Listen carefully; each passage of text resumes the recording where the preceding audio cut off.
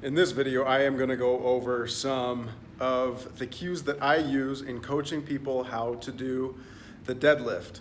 Now, these cues apply to a regular conventional deadlift, but they apply to essentially every other deadlift variation that you're working on, whether it's with a barbell, dumbbells, kettlebells, trap bar, as well as whatever different stances that you're taking with the deadlift. It applies to everything.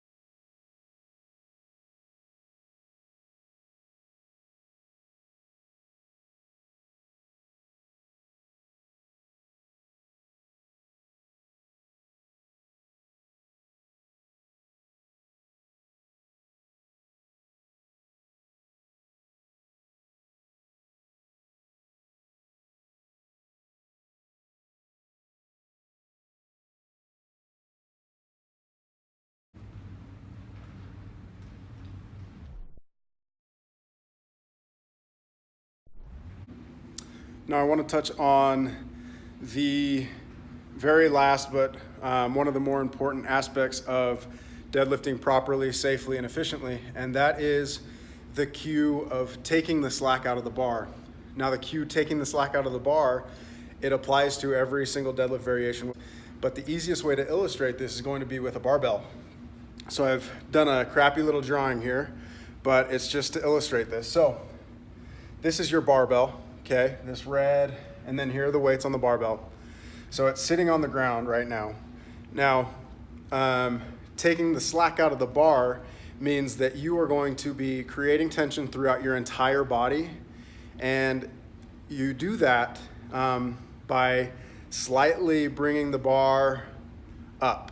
So every barbell will be, will have some bend to it, and so this illustration here represents what taking the slack out of the bar looks like.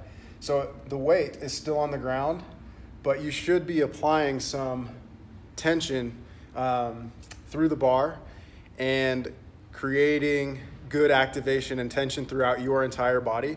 What this does is it primes you for safer movement. If I don't take the slack out of the bar and I'm just jerking the bar up off the ground, it increases my chances of hurting my back. In my case, I have actually injured my elbow pretty bad by not practicing taking the slack out of the bar. So when you go through the cues of getting your body set up for the lift, the very last one is taking the slack out of the bar. So you're creating tension before the weight even comes off the floor. Create the tension and then initiate the movement. Happy deadlifting.